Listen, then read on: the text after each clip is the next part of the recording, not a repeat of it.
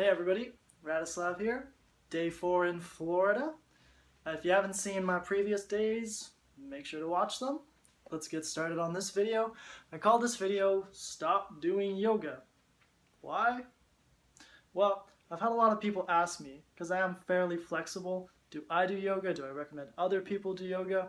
My answer was always no, but I never had a strong definitive reason.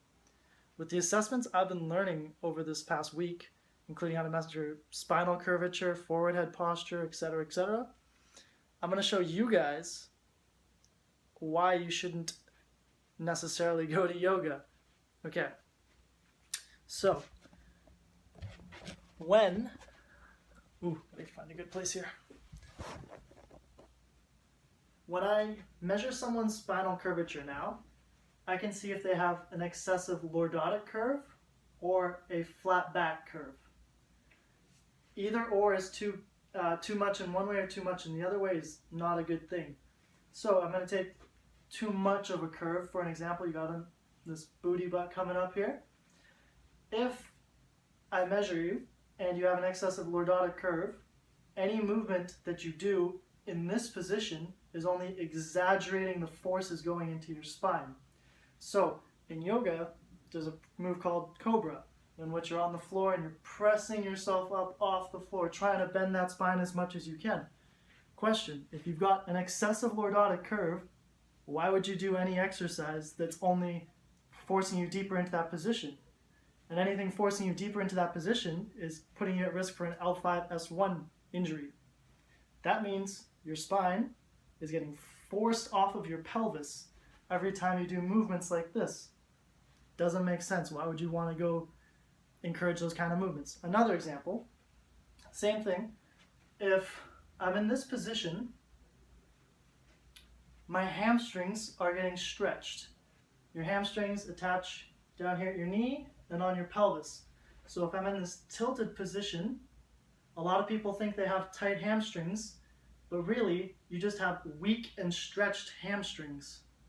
So if you take a flat back, for example, now the hamstrings are pulling the pelvis forward, and now you have tight hamstrings.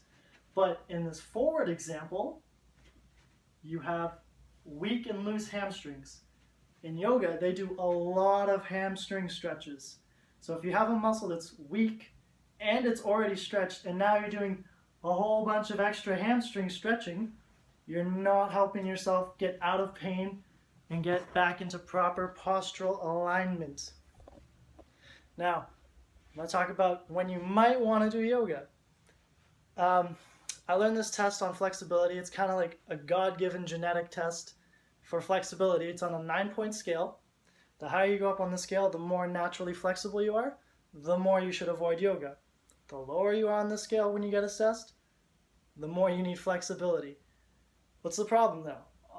The problem is that a lot of people doing yoga, typically women, not to call it out, but it's usually women, and they're very skinny and flexible. They got a lot of God-given flexibility. If your joints and all the muscles holding your joints are super flexible, there's no stability in there. So why would you go do yoga if your body, God-givenly, is not tight? What you need to do is go to the gym, strengthen up the joints, and make everything tight.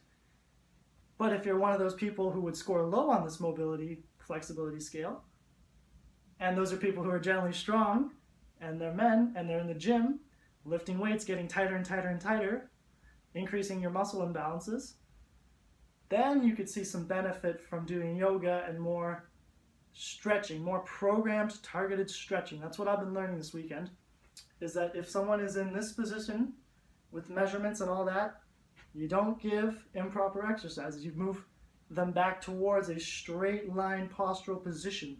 Very important.